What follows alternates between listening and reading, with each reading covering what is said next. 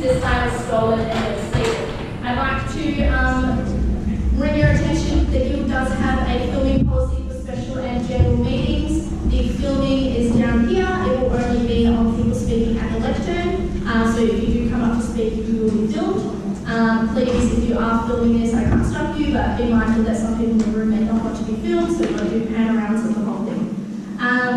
Confirmation of previous minutes. The minutes are from the special general meeting of 2018. For voting, can I have someone to move that we accept the minutes from the SGM of 2018? All those in favour? Against? Abstaining? Thank you. Moving on to the President's report, which is from me. So hello, for those of you who do not know me, I'm Megan Lee, your 105th Guild President. I'm going to give you a brief overview of some of the key projects myself and the other amazing office bearers and student representatives have been working on. So diving right in the education space, headed up by Council President Conrad Hogg, we've been working hard to ensure that notice for students sitting supplementary exams goes from 3 days to 2 weeks, introduce a trial of the class rep system, we changed the university's decision to have 8:30 and 4:30 p.m. exams and changed those to 9 and 4. Is that correct, Mary? 9 and 4? 2 and 4? 9, 2 and 4. 9, 2 and 4, so they'll still be 3 a day, but no more. 2 and 4 in 1 day. Yeah, thank you. And we also participated in the national campaign against the government's $2 billion cuts to the higher education sector and the proposal to lower the extra payment threshold.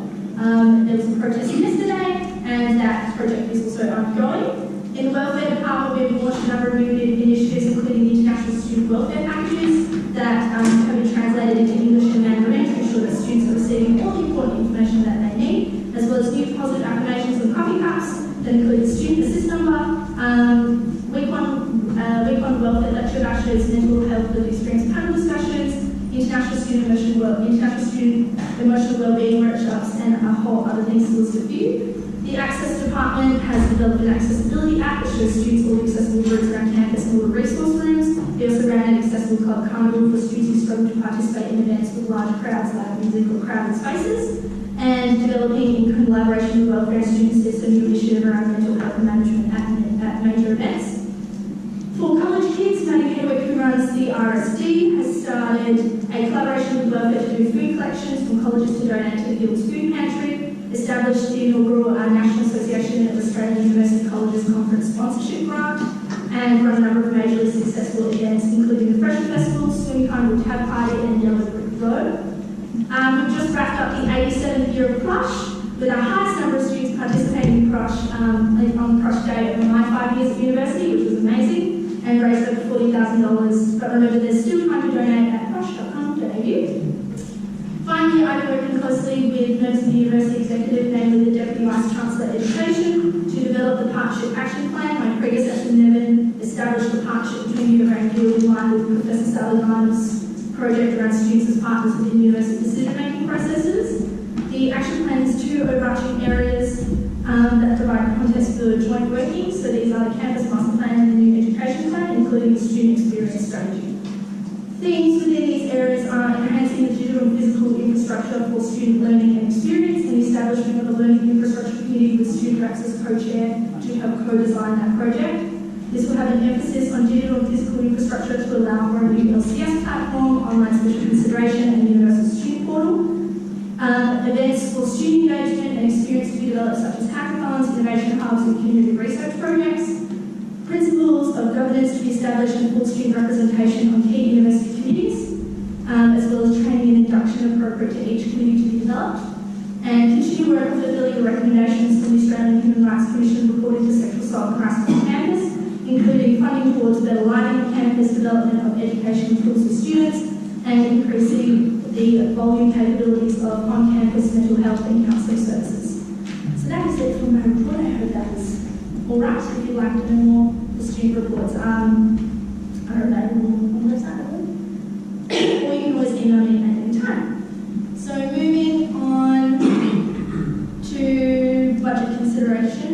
Yes. Oh yes, we need to actually. Can someone move to accept my report? I move to accept Megan's report. All those in favour?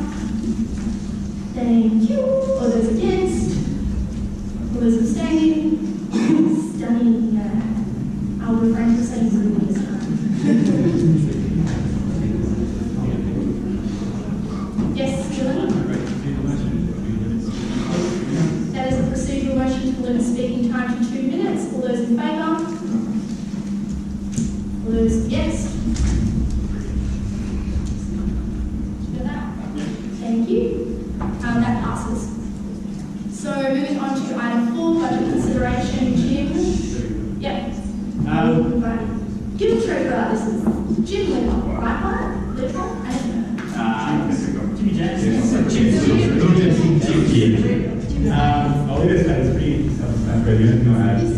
Is that one there? This was passed and has been in place since February of this year by the council.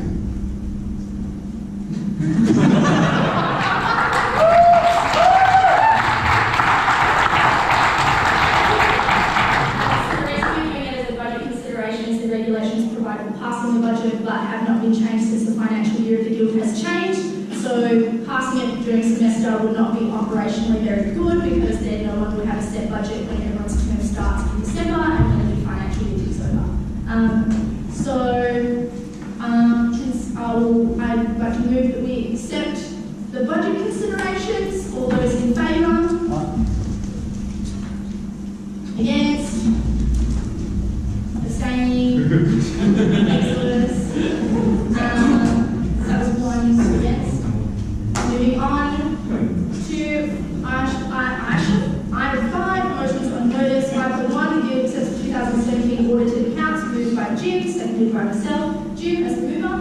Yep, this is the one you see on the other visualizer. You may have not seen this one yet, because we've only had it signed off by the auditors on Friday.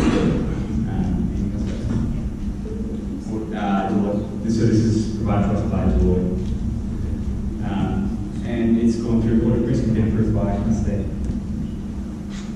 Audit and risk has independent, external members on that committee, so they'll deal with alumni.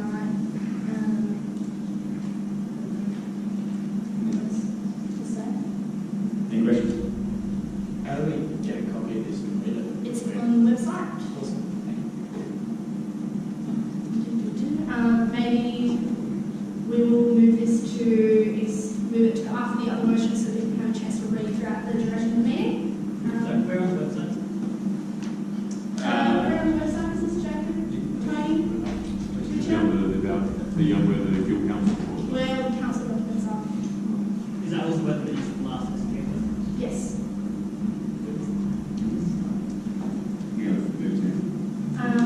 Can I have a Procedural to move. Can I just use my description to move back? We're just going to have a read and we'll move on to the next one. So, 5.2, that the Guild, thank you Jim. 5.2, that the Guild as a representative of all students at the University of West Australia will A, request that the Central Administration do not schedule official undergraduate classes, including lectures, tutorials and workshops to end beyond 6 p.m. in accordance with the current policy of the UWA, except in exceptional circumstances, and will subsequently request that Central Administration perform a review of classes scheduled after 6 p.m. for semester 2, moved by Milford and seconded by Conrad. Is Milford here? Yes, would you like to come and take the floor?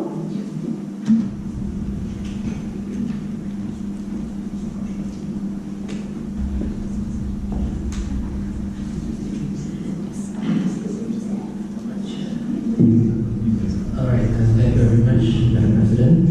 Yes, I'm proposing those motion.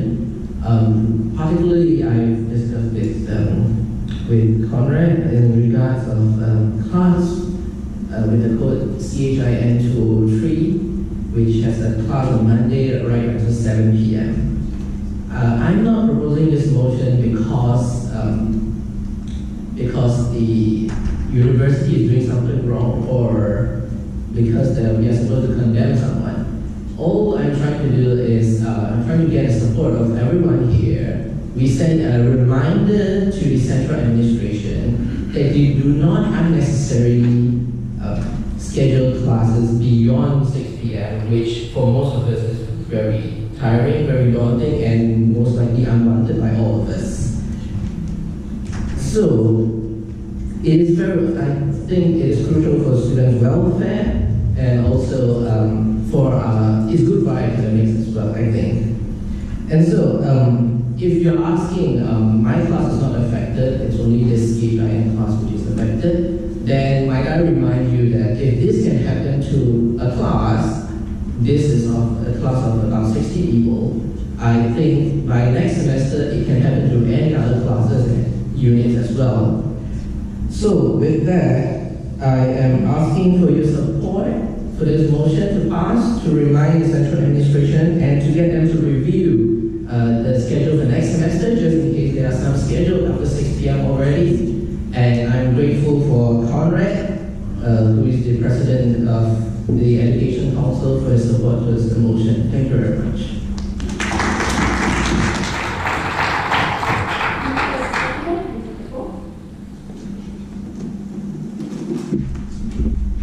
Thanks so much, Meg. Super briefly, yes, this is already university policy. Yes, this is something which is already university applied, and there's safeguards in place for student admin to make sure that stuff isn't scheduled outside of the 8 till 6 time span of standard class times.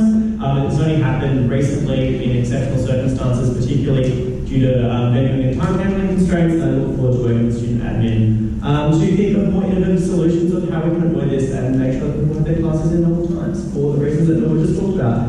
So yeah, and there's motion to the floor. Thanks so much, everyone. I will be taking speakers for the motion. Seeing none, speakers against? Seeing none, then I put this to a vote. All those in favour of motion 5.2? All those against? Is that it? Oh, no, it's just it's Okay. And abstain? Procedural motion. Yes. To further restrict speaking time to 1 minute in consideration of like the fact that we will have classes at 2 p.m. So there's a procedural to move speaking time from 2 minutes to 1 minute. All those in favour? Against? That carries. All right, moving on to 5.3, that the Ocean Guild shall prohibit guild buildings being used for the purposes of guild election campaigns with the exception of public spaces in guild catering outlets. Move Brian Oakley, second Nick. Sorry? Toes. Accidentally not going to say that. Thank you. So Brian, as a mover, you have 1 minute to speak. super briefly. Guild rooms give whichever parties get the room an advantage. It's also very easy for conflicts of interest to occur. For example, if you have a club that was used as one of the party's headquarters, then there could be promised room next time for sale to the department. Maybe there could be promised funding, or maybe if someone got offered that room on the offered position or condition of getting that room. Public spaces and guild training outlets should be exempt as they're open to the public anyway. So basically the idea is that incumbent parties should be able to use their privilege to be able to acquire rooms for their campaign. Nick? Thank you. What do you think? I agree, and have nothing further to add.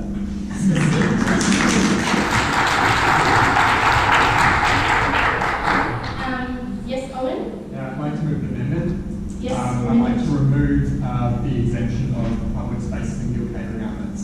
Alright, so now for those of you who don't know, we'll be now voting on the amendment.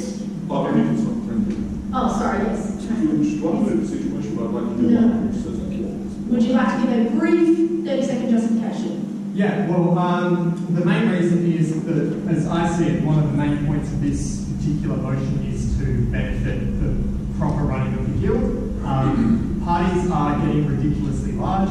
Using a guild catering outlet as a base of operations by any party disrupts the operations of that catering outlet by taking spaces away from normal students who actually want to use that space. Second thing is, according to our regulations, catering spaces can't be used like you can't put flyers out in those areas. So we already have exemptions from those areas for election materials, and I don't see why any other form of campaigning should be different. But Owen made some very good points correctly. Are you friendly to that amendment? Great, okay, so now the motion reads 5.3 that the Ocean Guild shall prohibit guild buildings being used for the purposes of guild election campaigns. That is it. Moved Ryan, seconded Nick. I will take speakers for. Seeing none, speakers against. Yes, Conrad, you have 1 minute to speak.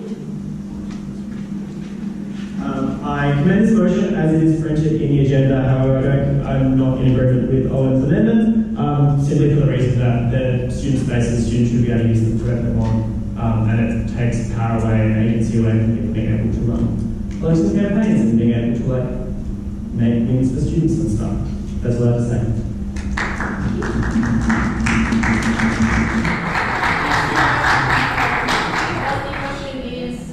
The amendment is friendly. It will be put as amended. So can I have all those in favour?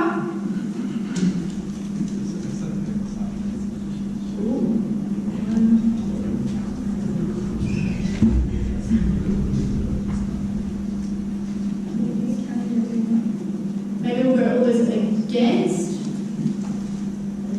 Smaller number.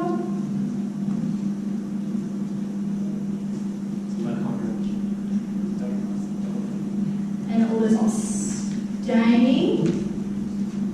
I think it's safe to say that that carries. So moving on to 5.4, that the University Student Guild will schedule at least 2 hours for all future special general meetings and ordinary general meetings. Move Ryan Oakley, seconded by me. Toast without the tea. Toast and that, toast. I can do that. Cool. As we're filling now as a time crunch, the idea of a general meeting should last longer than we have things to say, i.e. that we all leave early in time to get lunch or something. So basically the shit is 2 hours long. Is my basic idea, because 1 hour clearly is enough, especially for OGMs where there's a 30-minute time period for the what?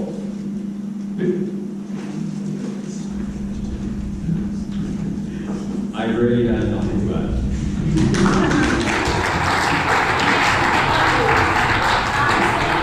For the audited accounts, they are under 2017 documents, not under 2018, because they are the 2017 audited accounts. On that motion, sorry. Yes, Jim? Can I make an amendment? Yes, what is your amendment? The change to that the university will schedule, when possible, schedule these 2 hour meetings and all future special meetings and ordinary meetings. Is this a friendly amendment? Would you like a justification? Yes, just a Particularly for the case like today where it would have been impossible to find a venue to involve this number of people, there's also that. But the tablet at the record book is The tablet will extend for people who are not 18 years old, so I think that would be an appropriate venue to use. Yes, so And the roof would be then have to be close to normal operations. We could have it on open lawn, if yeah, no, you need it. I'll go with that, that's right. We're friendly? Brilliant. So as amended, that the University Guild will schedule, wherever possible, at least 2 hours for all future special general meetings and ordinary general meetings. I will take speakers for. Seeing none, speakers against. Owen? Yeah, my concern here is that normally we put general meetings in common lunch hour for the simple reason that it means that everyone can attend. I really get your point and I really agree with what you're trying to do, but until we get a 2 hour common lunch hour, that means that there are going to be students who miss out and cannot attend. And for that reason, I can't support this, but I can understand why this is being moved and I do get that point. Do I have any speakers? Yes, Lincoln? Yeah, like it also just means that people have to attend classes. If we reach quorum, people are going to leave within an hour potentially to go to class. We're going to lose quorum, so it like sort of makes the process redundant. If we have 1 hour, this is running as normal. 2 hours, people go to class, we dissipate, and the process just becomes muddy. Yes. Do I have any more speakers on the motion? Can I ask a question? Yes, you may, very briefly. When it comes to general meetings, what is currently set as far as like rules go? Do they have to be during common lunch hour? Do they have to be during the semester? According to the regulations, there's no requirement for a time limit. That's for university day, though. Yes, it has to be an ordinary teaching week, so it's a little fairy, and there's no particular requirement. Like, if we wanted to be... So in terms of, just lengthy explanation. No, it does not have to be during common lunch hour, it's just generally best practice to do so because no one has classes, it has to be a university day, so it cannot be a weekend, and it has to be during the teaching week, so it cannot be a study break or exam period or in between semesters.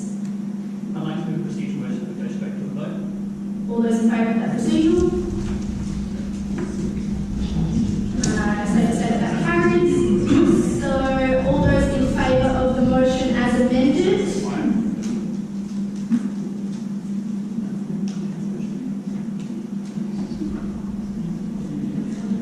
Hands right up, guys.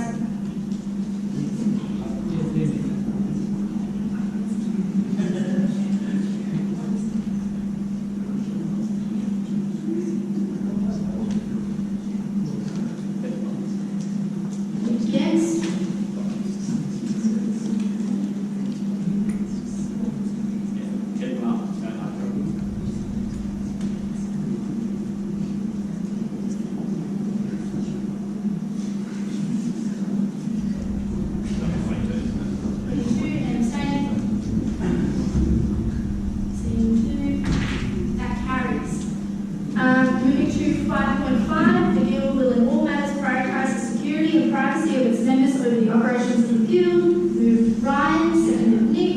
Ryan, you have anything to speak? Since the next motion and that's been addressed, I can't justify this motion at this time without revealing information that's been inappropriate for me to make public at this point in time. As such, I'm withdrawing my support for the motion and move a procedural motion to remove 5.5 from the agenda. That is a procedural motion. All those in favour, just voting, thank you. That carries, that has been struck from the agenda. Moving to 5.6, Lloyd, Nakora, thank you.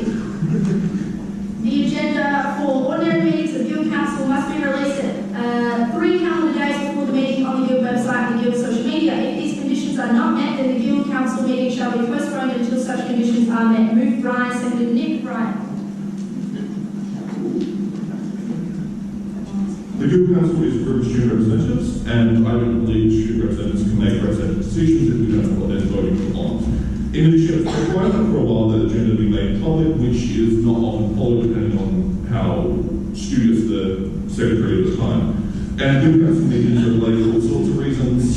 This is a perfectly good reason that we should know what the Guild Council is voting on. Thank you, Nick.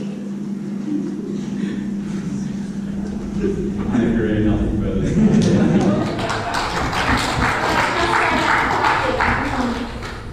I have an amendment. Yes, Brady, what's your amendment? I would like the amendment to read that the UWA Student Guild will include in the regulations that the agenda for ordinary meetings of Guild Council must be released at least 3 university days before the meeting on the Guild website and on the Guild social media. I don't think we're allowed to do that. I mean, that's a good I think idea. we can go into the standing orders. Would you like to amend that to standing orders? Yes, I would. That's great. Great, so it now reads that the UWA Student Guild will, for inclusion in the standing orders, I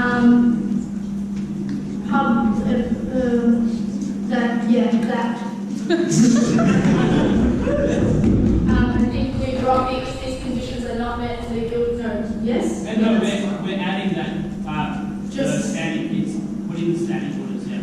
Yeah, so we're putting that it go into the standing orders. Yes. Oh, can you just... And then 3, can I read it again? Yes, thank And you. we're also changing it from 3 calendar days, we're changing it to 3 university days. So the amendment is that the UWA Student Guild will include in the standing orders that the agenda for ordinary meetings of Guild Council must be released at least 3 university days before the meeting on the Guild website and the Guild social media. Thank you. Right. So that's the end of your motion? Yes. That is friendly? So just to clarify, everything's friendly. Right. All friends together.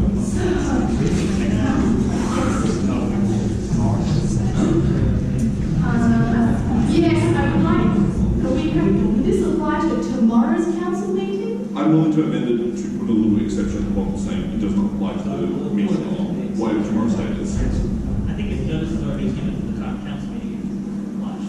Because you can't amend to Guilds.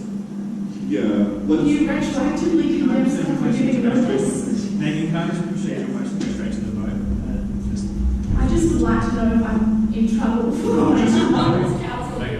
Okay, so generally the move Sorry, yes? Just look over university days. Some Guild councils hold outside of university time. So. No, they're always on university days, but they, and this does not apply to special meetings. yes. So it's university days like working days, so Monday to Friday essentially, and not public holidays. So, and then we also will add for the minutes that this does not apply to tomorrow's council meeting for the 28th of March 2018. There's a procedural to be straight to a vote though, just unless are there any speakers for? Say none, against?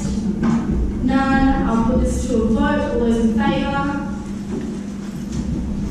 All those against? 2. That carries. Moving on to where are we at? 5.7 that the UWA Student Guild shall establish a public Facebook page with the following conditions. A. All publicly accessible Guild Council documents shall be posted to this page, and the page shall be managed by the appropriate Guild staff members. Moved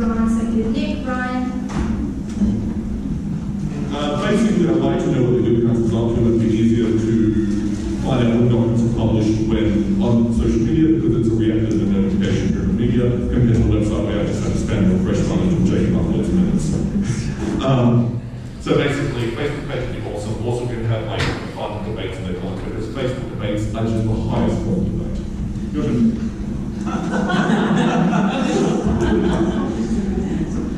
Any grades? You don't have to speak in so moving to 5, so that was 5-7.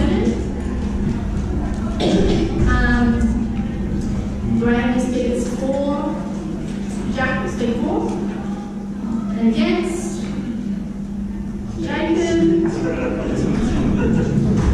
Jack, you have a minute. I was going to be against this motion, but I don't think it's Facebook page is not being utilised the way it should be, but at the same time, we're at an OGM where we have to go hunting for documents in the 2017 folder, have to get regs through Pelican, have to find out if the minutes are on the minutes page. The agenda for this has been appalling. And so ultimately, if it comes to the OGM and we have to do our own hunting for the agenda items, then yes, maybe we're doing a fucking Facebook page. Apologies. To make sure that we're a transparent guild.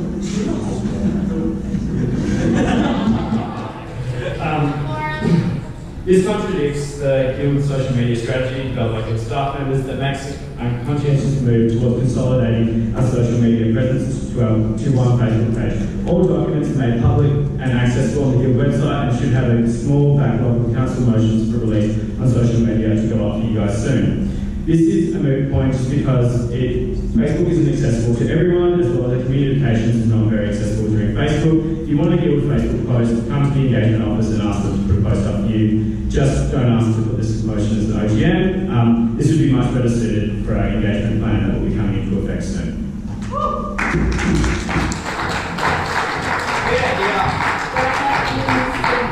For or against the motion, Neville? Yes, that is a procedural to limit speaking for and against the 2 people. All those in favour? Against? That carries. Alright, so now that has happened, the speaking list is closed and this moves to a vote. All those in favour? All those against? All those abstaining? That fails. Moving to 5.8, the Guild Council shall prohibit the conducting of circular motions by the Guild Council unless Guild regulations made under Statute 20 are updated to allow circular motions and provide a full process to conduct circular motions. Moved Ryan, seconded Nick. Ryan. So the Guild does not follow the standard orders regarding circular motions in that they often put circular motions, often motions that the results of circular motions are not checked, that's just assumed in pass. Also, I've never seen in any Guild minutes any results from circular motions which are required for the standard orders. In addition, circular motions as they stand are currently in breach of section 3.7.1 of the Guild regulations, which is as follows, quote, the Guild executive will determine any matter referred to by the Guild Council and all matters which cannot reasonably be deferred until the following meeting of the Guild Council or the Guild Strategic Research Committee. I think circular motions are incredibly important, but they're also a powerful tool. I think that we need clear rules around circular motions before we continue to conduct them. Thank you, Nick. No? Right. Sorry, we're just checking to see if we have quorum. I will take any speakers for. I'd like to make an amendment as well. An amendment? What's your amendment? The amendment should read, that the UWA Guild will include in the regulations that certain motions and the outcomes of these motions to be noted at the next meeting of Guild Council. Yes, frankly, because you can't change the regulations. Regulations? Standing order, sorry. That's already the standing orders. But yes, that's correctly. So we are not for it. So we cannot pass motions as we are not for it. And with about 8 minutes until we have to leave this room, I don't know how we're going to reconcile that. Yes? We haven't had a quorum all time. We were quorum at the start. No, we had one day, we were saying that there was never 100 people in the